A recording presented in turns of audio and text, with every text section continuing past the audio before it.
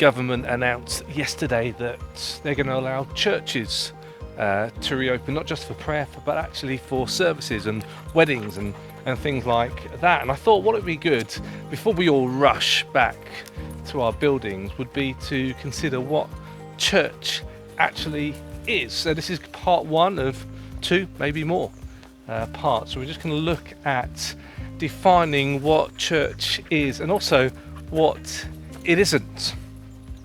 I'm just going to look at a passage in the Bible from Matthew chapter 16 and verse 18.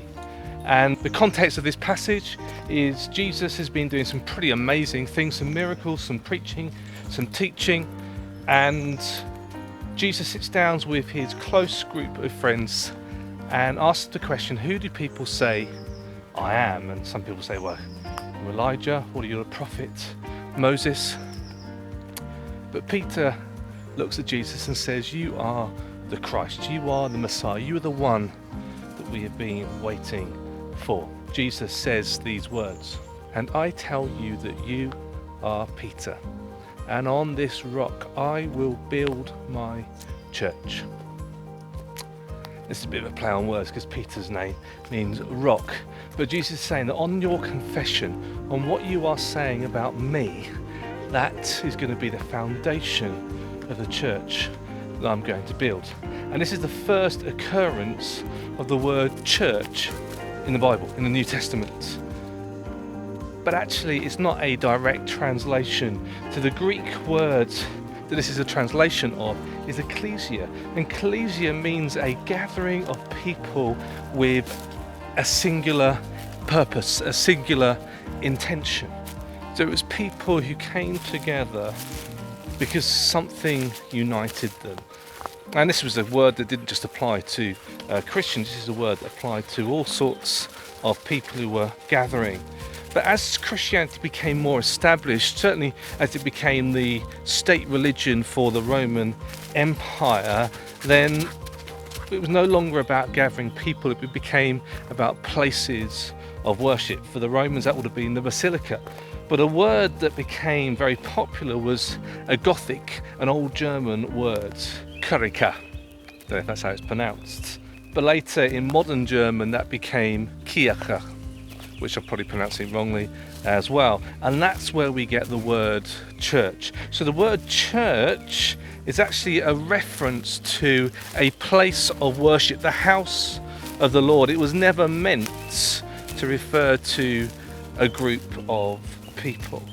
So the word church is not a translation of ecclesia.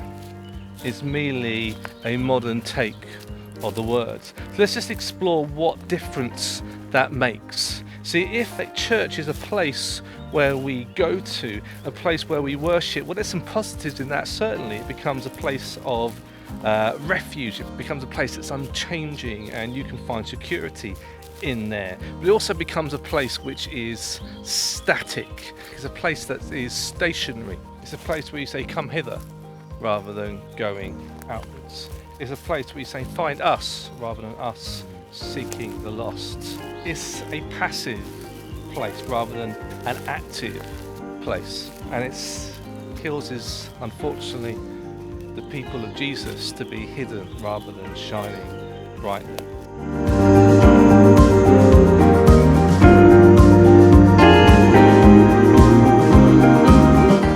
A movement, on the other hand, isn't stationary. It moves and it evolves, it adapts, it changes, it spreads, it's vibrant, it's full of life.